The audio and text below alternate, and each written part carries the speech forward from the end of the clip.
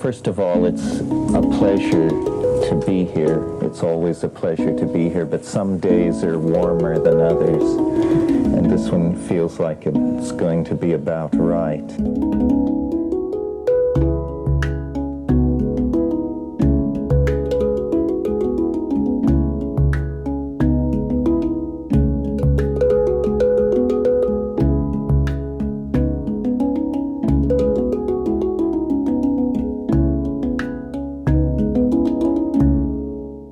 And I warn you ahead of time, this is a rhetorical trick. I mean, you can do it with green beans, but we're going to do it with shamanism. And in a way, that proves that every object of cognition opens out into a universe of connected meaning.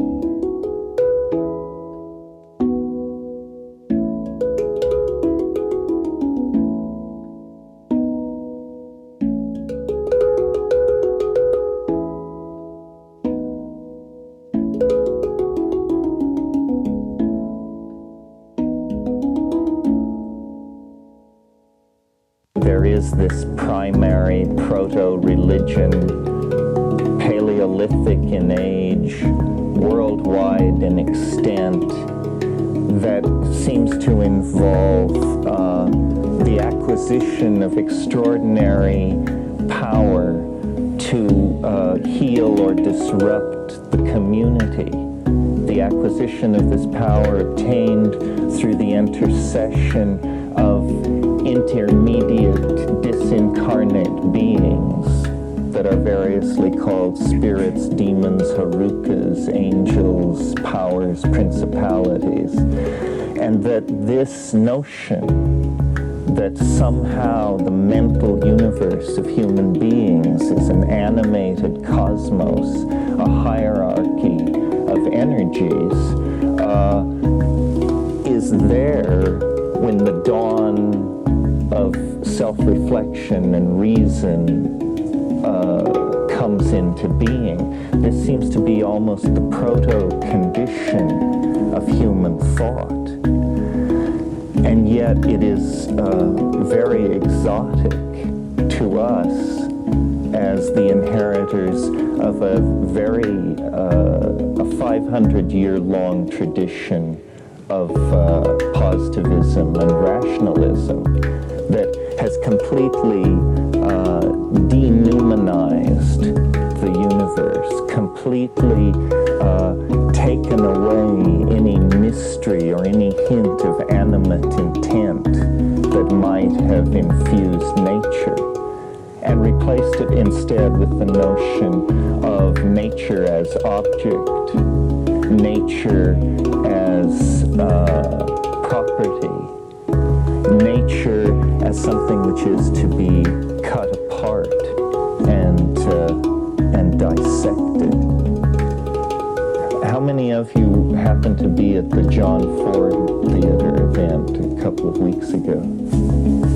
Well, I want to recall something to you that happened during that evening, which was during the question and answer period, a man got up and said that he had thrown a hexagram for the destiny of the planet, and would I discuss the hexagram? And I did then, and I want to again because I've thought about it. I thought it was a profound moment in the history of public policy discussion, that this hexagram of the destiny of the planet, which had been spontaneously thrown by someone in the audience, should then serve as the spring point for a discussion. The hexagram that had been thrown was work on what has been spoiled, changing into the cauldron. The changing line said, work on what has been spoiled by the Father.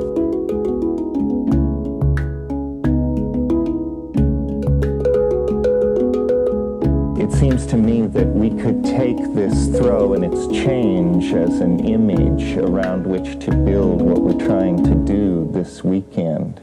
Work on what has been spoiled. What has been spoiled in the exterior world is the planet. our stewardship has run amok. What has been spoiled on the interior plane is the interior image of the planet, which is the feminine. Working on what has been spoiled by the Father is an injunction to abandon the patriarchal model, the egocentric model, in favor of the kind of partnership society that Rian Eisler is arguing for based on the scholarship of Maria Gimbutas. An archaic revival, a return to models in the past, in the distant past. Well then, so what about the change? The change is to the cauldron. The cauldron is one of only 2 hexagrams in the I Ching that refer to an artificial object. The other one is the well, which strictly speaking is not an is in this intermediate range because it's a penetration of the earth. But the cauldron is clearly an image of the synthetic. Not only is it a cast object, but it is the master implement of cooking, the primary transformation of the natural into the synthetic that informed the primitive world. It is also symbolic of the womb, the alchemical vessel, also the pressure cooker, the dissolver, the steamer.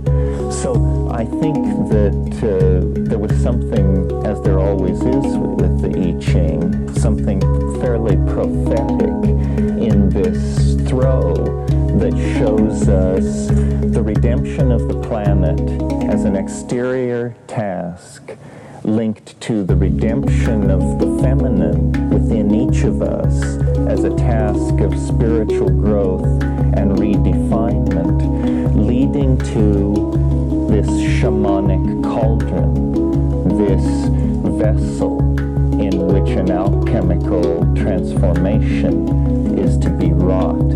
Some of you who are scholars of this stuff may know Mircea Eliade's book, The Forge and the Crucible, where he argues very forcibly that the chthonic image of the shaman is the smith, and that the smith as the worker of metal, as the one who goes into the bowels of the maternal matrix and returns with rarefied metals that can then be paradoxically fashioned into objects of art or weaponry, is exemplary of the movement of the shaman figure into the more explicit realm of technos, the creator shaman. Recall Hephaestus in the Iliad. He was the armament maker for Odysseus' men, and he was able to beat armor of such wrought intensity that when you looked into it, you saw villages and rivers and islands and ships at sea and gods working the fates of men. In other words, this summoning of art and order out of the products of the unconscious is a kind of open-ended task. The shaman is the archetype of the artist, the archetype of the creator, the maker, homo faber, the maker of tools. And I would argue that in the same way that Iliad in The Forge and the Crucible traces the evolution of proto-metallurgic shamanism into early smithing and hence into the more florid expressions that you get in alchemical literature. In the same way that that was done by Iliad, it's possible to argue that you can carry that process forward and see, in fact, that the aspirations of the 20th century in its most Faustian expression, the manipulation of matter, the taking control of the weather, the split splitting and releasing of the energy in the atom, that these are all, in fact, completions of explicitly defined shamanic tasks. It's just that somehow the price of being able to work the miracle was literally loss of soul, by virtue of having to opt into the metaphor that nature it herself had no soul. In other words, it's like modern man has made the journey into the realm of the golem. In order to be in the realm of the golem, you must shed your own soul and leave it behind you. Well, this is the cultural situation that we inherit. Jean-Paul Sartre, in his major opus, I think it was Being and Nothingness, which is sort of summed up 20th century philosophy, said, nature is mute. That is the existential situation. Well, to me, this is like an apotheosis of wrong-headedness. Nature is not mute. It must be that man is deaf.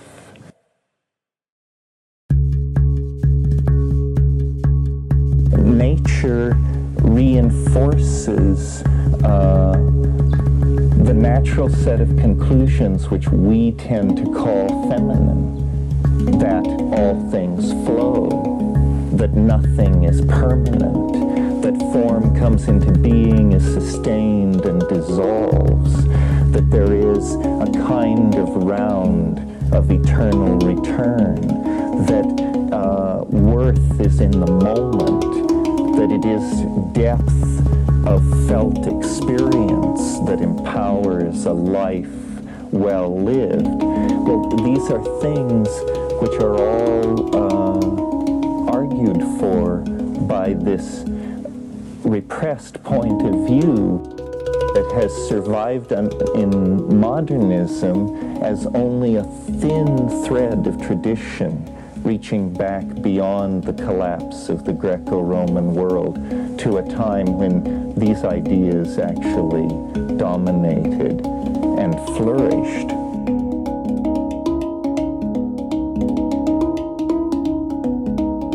But I want to also talk about what I think of as the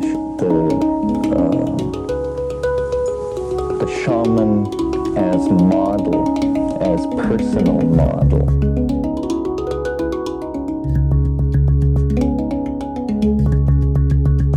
The reason I think that shamanism is so important is because I think what it really boils down to is a revaluing of personal identity. And that when you strip away the feathers and the chants and all the anthropological gimcrackery that goes along with it, what makes it so compelling and so attractive is that it is a more authentic state of being, somehow. Now, why?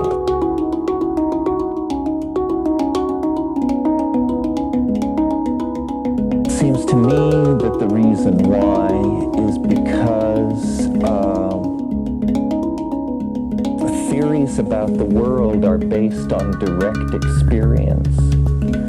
The shaman is a kind of provisional scientist, making it up as he or she goes along, constantly willing to revise and keep it open-ended. And information imported from without is extremely suspicious, which is the exact opposite of the way science, for example, does its work. In science, if you have a bizarre result or a peculiar finding, you immediately say, well, go check the literature. See if anyone else ever got this before. Then get them on the phone and we'll see if we can't duplicate what they were doing. What this creates is what we have, which is a vast low-grade, inductively derived image of reality, where only those things which happen with the greatest regularity and the greatest predictability are authenticated by our languages. So we can talk about rain and sunrise and mealtime and obligation, because these things are repetitiously before us to the point where they have become known as smooth stones are known. But what is not repetitiously before us is the edge of cognition, the unique part of our own felt experience of reality. And the reason for this is very deeply rooted in the culture. It's that we believe in these bizarre notions like consensus, like uniformity of phenomena, predictability, probability. I mean, everyone here believes in probability. Who here could explain it to the satisfaction of anyone? I mean, we are adrift and embedded in a matrix of unexamined linguistic excuses for avoiding looking at how weird it is. And that is what the shaman is not. The shaman, first of all, basically has no real history, cannot consult vast libraries, is not in touch with the reputations, the overwhelming, stuffy reputations of his antecedents hundreds of years in the past.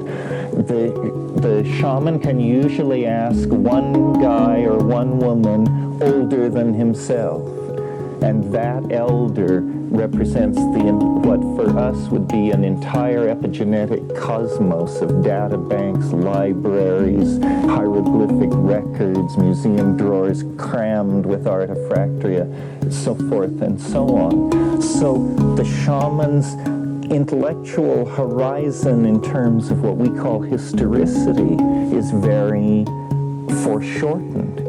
Consequently, everything has to be explained out of energy that is unleashed in the psyche, energy of speculation, of myth-making, of imagination. And this is, in fact, then what the function becomes, and what the shamans are doing. They are not consuming culture, they are generating it. And herein lies the point for us.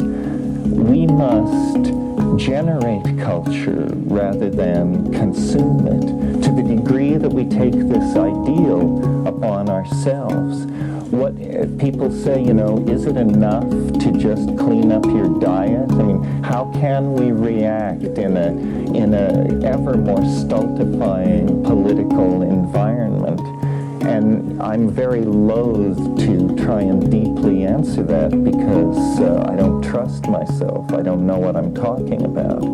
But it does seem to me that the great weapon is art, because art is confusing. Art hides a multitude of sins and can serve many masters at once. It is subversive.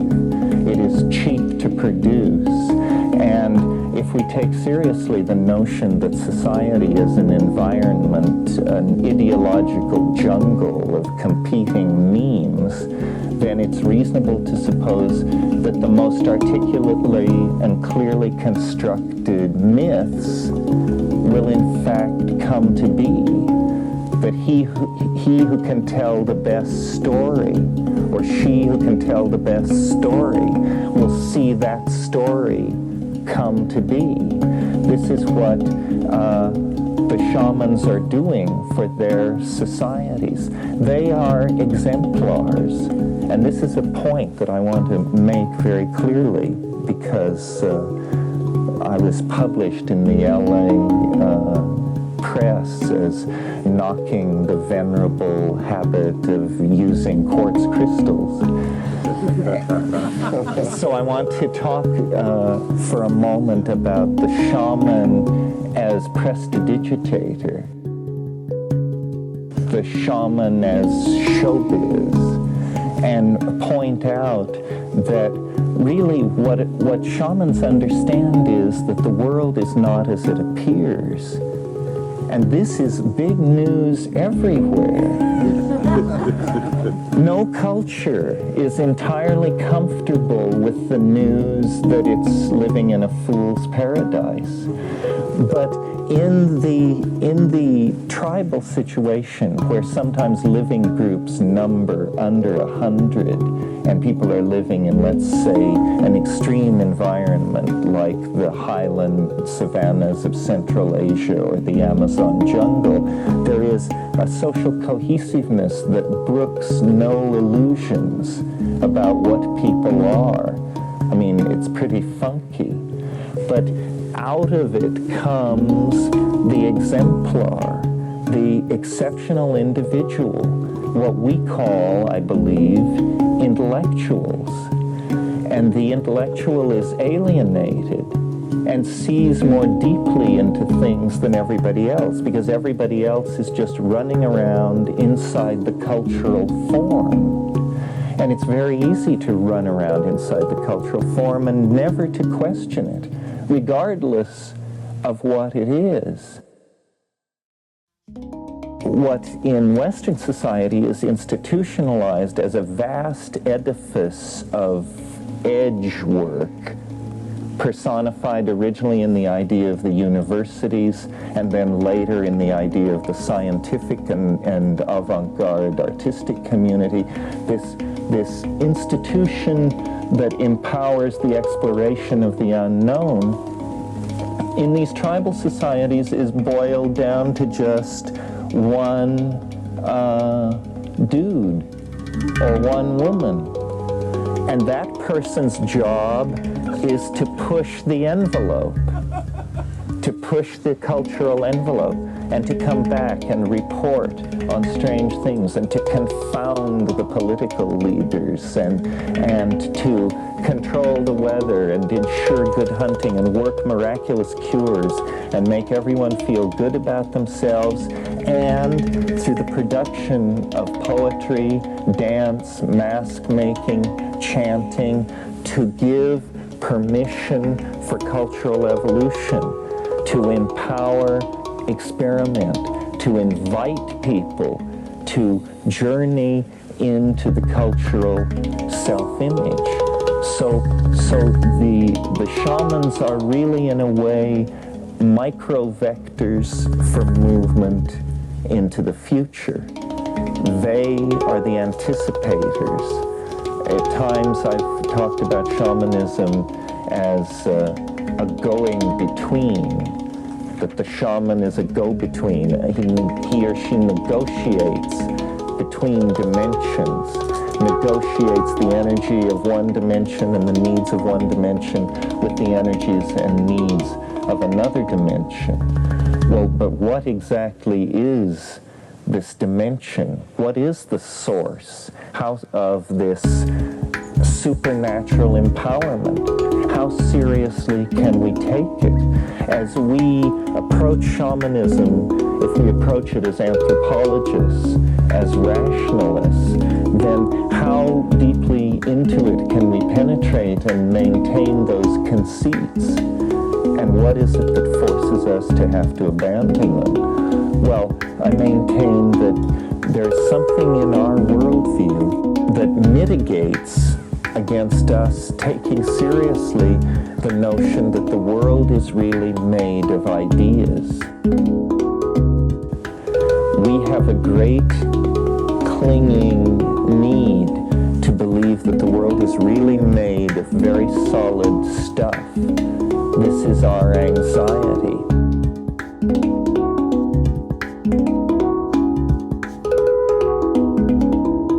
This is a part of why the message of the feminine is so unwelcome, because it says, as Heraclitus said, Pontit rea, all flows, everything is in motion. The hardest truth there is to learn is that everything is lost, they leave being. People, children, marriages, empires, continents, species, star systems. They just come into being and they're fully there, in the poignancy of the moment, that absolute pristine moment of fully realized being. And then they are replaced. And there is a constipated resistance to this in Western society. And yet, plunging into the depths of the felt experience of the now inevitably brings up this flowing river, the passing of the causal mechanisms, the rising and falling of samskaric intent. And shamanism achieves this through symbiosis with plants.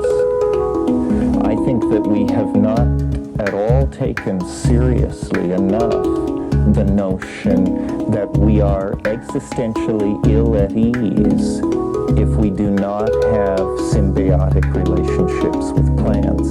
That in fact the thing which distinguishes us from other primates and most other mammals is that we have this apparently innate predilection to addict to everything, to our mates, to territory, to certain kinds of food, to behavioral patterns of all sorts, to sex, to structures of animosity. And when you get into talking about fixations on food, you're moving very close to the shamanic portal of discovery of hyperspace, which is, of course, the psychoactive properties of plants.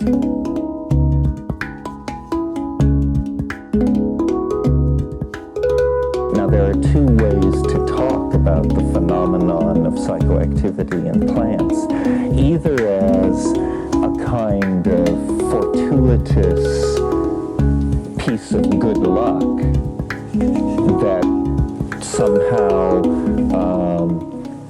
the brain's ordinary dynamics are chaotically disrupted by these almost but not quite neurotransmitters, and out of the resulting chaos, a still higher level of brain organization creates a wonderful myth of meaning. And this myth of meaning can't be taken seriously because it's a interior description of a pharmacologically induced state of chaos. You see, this idea keeps saying no meaning. Important to preserve the concept that there is no meaning in ecstasy.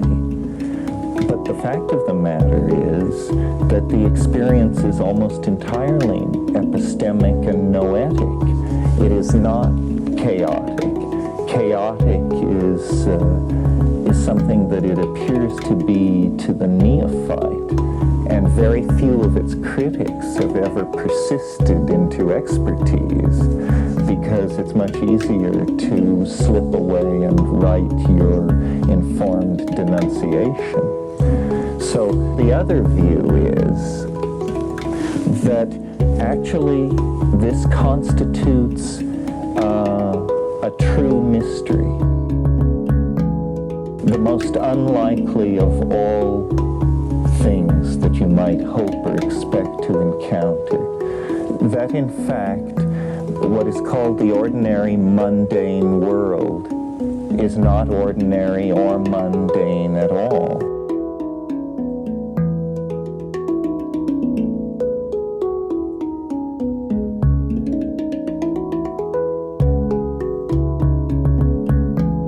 This long-sought meaning, the super expression of the transcendental, which we all feel drawn toward, is in fact a realizable goal that for whatever reason we have taken upon ourselves the pose or the stance of seeker, of one who looks for the deeper level of things, of one who really wants to get to the bottom of things.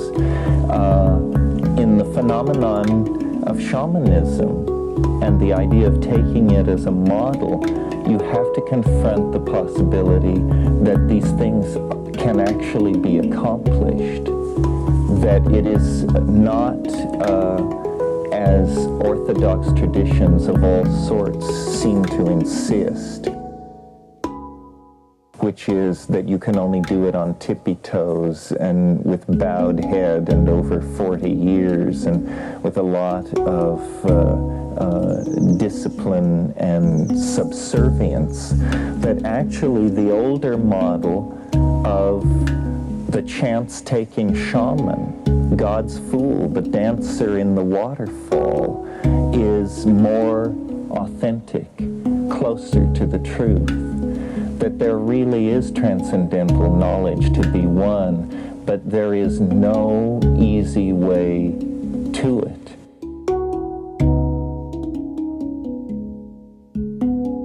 Now, I got off on this tack because I was discussing the show business aspect of shamanism. I think it is largely a pointing towards something, and the shaman is the trickster, he is the heyoka. And so the appurtenances of shamanism are the appurtenances of a stage magician. They do not convey or confer anything except in the power in the minds of those who observe them. In the Amazon, what I found that really amazed me was the more off-river and up-country these guys were, in this case they were ayahuasqueros, the more like pragmatic rationalists they were. You know, they said, well, you would say, so what does this mean when X, Y, and Z happens? And they say, the people believe that it is a buzz.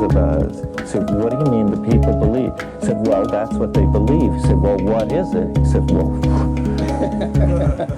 who knows what it is, you know? I mean, some of our best people are working on it. So there was this understanding that it is real exploration, that it is on the surface, and that hierarchy and dogma don't serve. Well, the reason this is so important in trying to define a new context for being human is because we are mercilessly worked over by informational hierarchies that disempower us, that take away from the power of our immediate experience. A specific and lead pipe example of this is the suppression of psychedelics. Psychedelics are suppressed because they dissolve cultural preconceptions. It's just that simple. Dissolving cultural preconceptions is not something the establishment is into fostering. Of course not.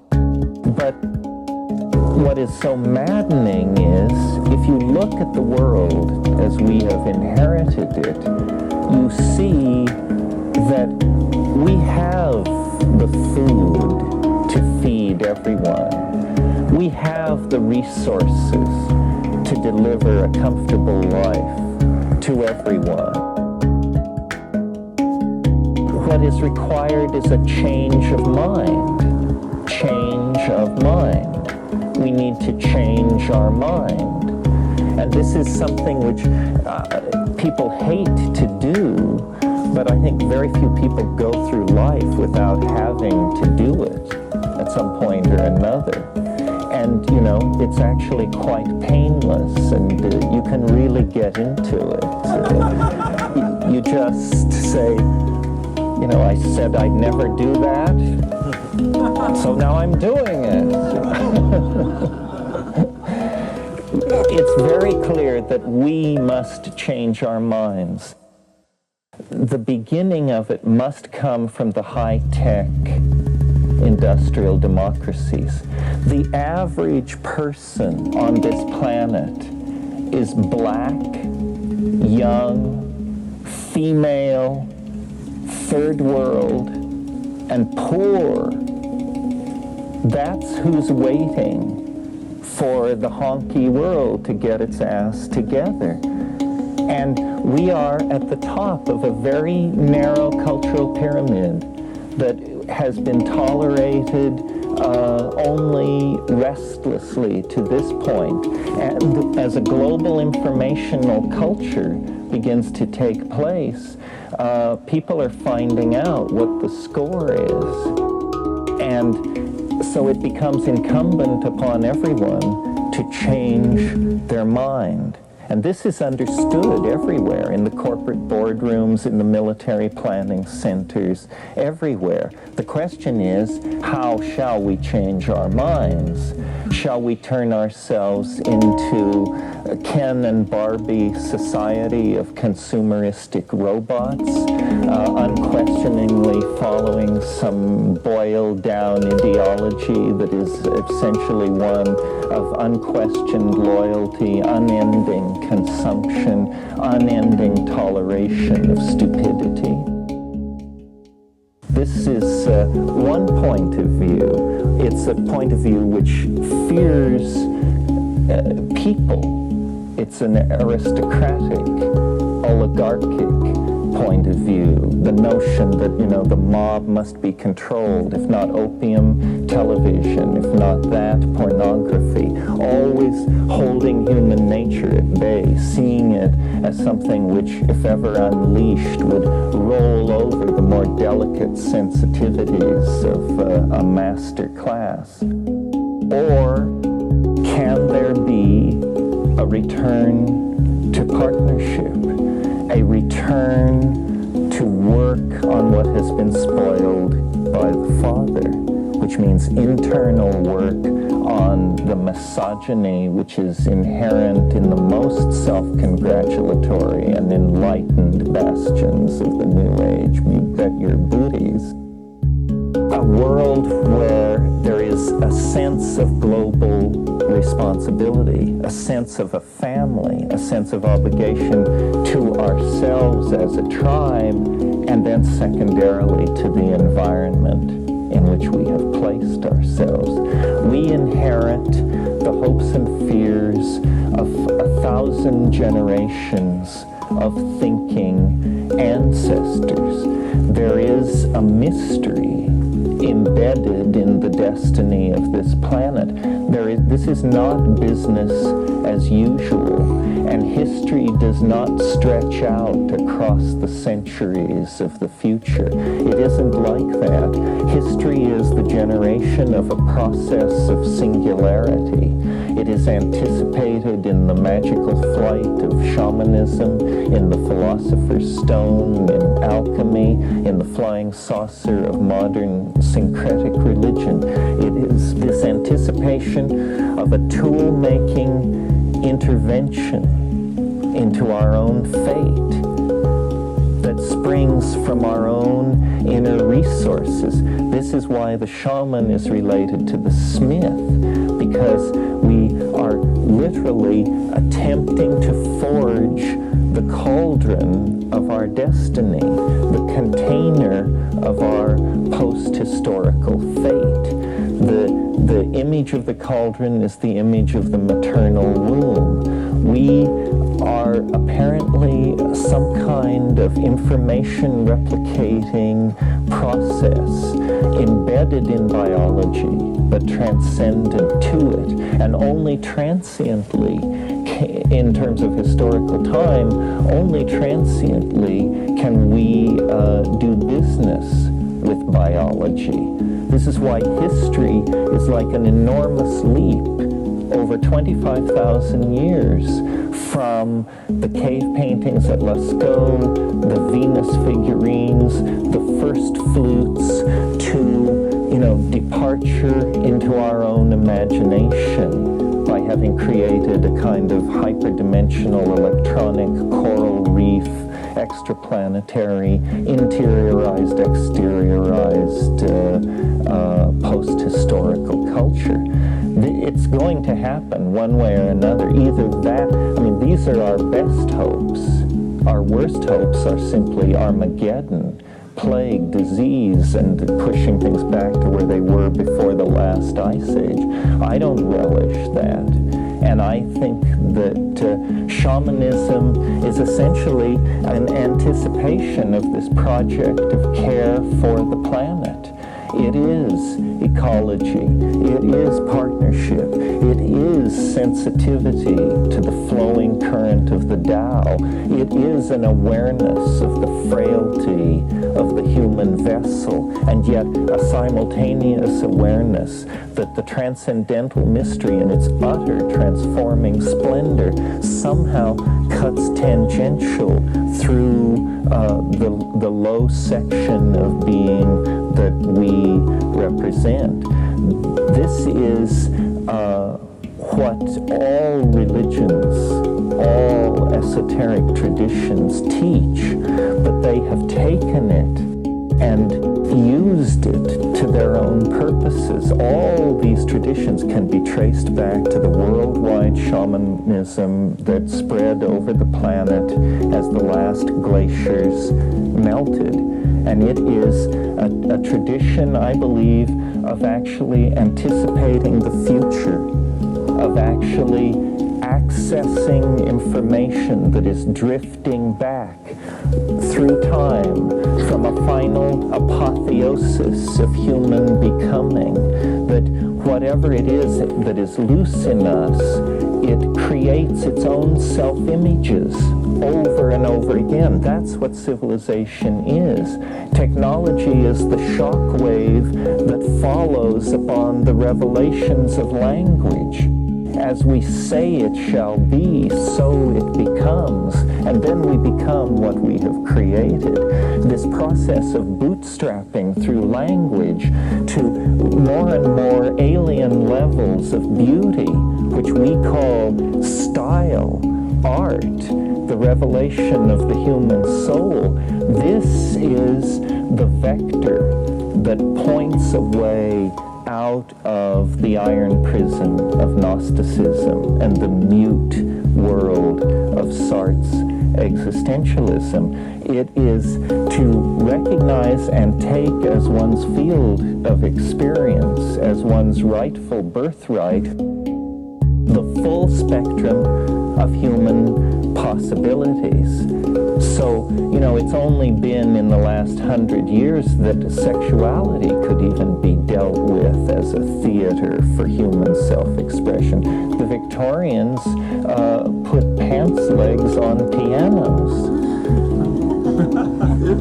But a greater taboo still surrounds these interior dimensions accessible through shamanic means. And I think the prohibition against knowing the true size of the universe, which is what this is, stems very simply from the fact that all societies have run their little crap game based on getting you to buy into the idea that they knew what they were talking about. And here, right next door, Exhibit 1, nobody knows what they're talking about. Nobody has anything to say face to face with the reality of shamanic ecstasis. I mean, your jaw hangs in the wind. You have to control yourself to not just fall to your knees with tears of joy streaming down your face. And you know then that in the watchtowers and on the bridges of human civilization, there ain't nobody home. They're all just making it up. I mean, rich people con the rest of us by claiming they know what's going on. And this apparently has always been the game. So a shaman knows better. It's outside the language web, outside the culture shell, and it literally is another dimension. it's a dimension about which we know absolutely nothing if we are the prisoners of culture and language. I'm sure many of you have heard me say, a child comes into the world, and the world is, as William James said, a blooming, buzzing confusion. And then things are isolated, a bird on the windowsill of the child's room, and the child, through a great effort of focus, conveys to its mother that it wants to know what this is. And the mother says, "It's a bird. It's a bird, baby." So then this scintillating, blue, self-transforming, flying, glittering, glowing thing becomes instead a word. And all of reality, by the time you're 8 years old, is papered over with words. Everything has its own explanation. This is a tree, this is a microphone, this is dirt. And what this is a patina of unfeeling, a way of neutralizing. Someone said language was invented to lie. It may have been not so much invented to lie as merely to hold meaning at bay, because without the word comes then the complexity, the texture, the interrelatedness, the visible past, the anticipatable future. Everything begins to slide apart into what it really is, into, the ding on siche, the thing in itself. And this is apparently what culture mitigates against. We find it hard to do business with each other in large numbers unless we get this problem of the mutability of reality nailed down pretty early and get some specialists lined up who then work on it, and the rest of us can do our trading and farming unimpeded. The problem is it's too late for business as usual. We are now in a state of planetary crisis. We must find a way to make a magical flight to another dimension. We must part somehow from the momentum of history, part somehow from the egocentric, megalomanic dreams of the dominance of nature that have characterized Western civilization. And instead, we have to relax and find our way to the Tao. And my conviction is that it lies in unleashing our creativity. That if we could lose our fear of the mind, of the imagination, if we could say, not one cultural innovation per decade, but 100, and then 1,000, and then 1,000,000, we are poised to become whatever we can imagine. But instead, we have the albatross of historical expectation, paternalistic male politics, consumerism, the litany. We must change our minds by any means necessary.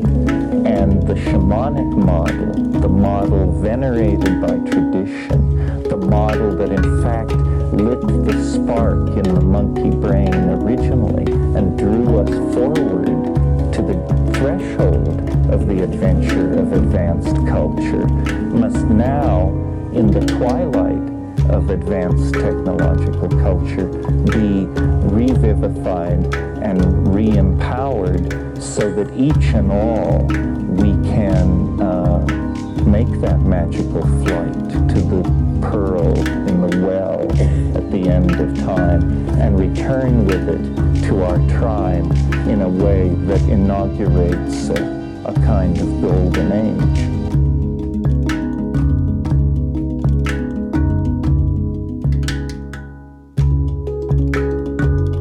We must generate culture rather than consume it.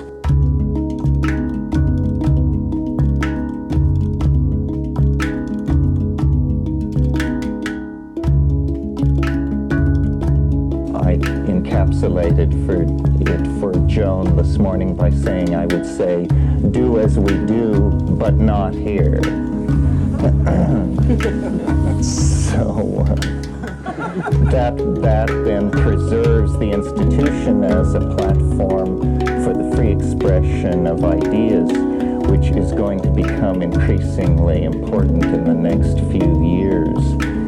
Impeccability may have been a luxury in the area of free speech over the past historical instant, but I think in the next few years it's going to become more and more of a challenge to be able to freely express and discuss truly transformative ideas. So it's important to preserve the conduit for that.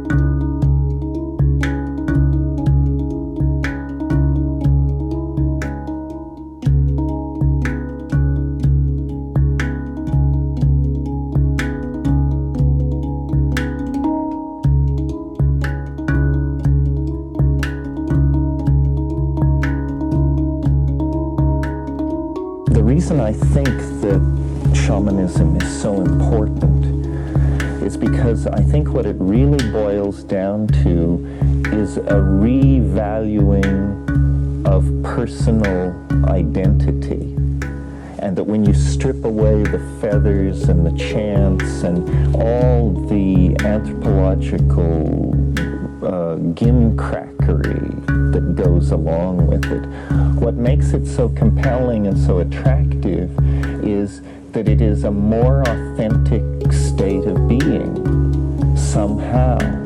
Now, why?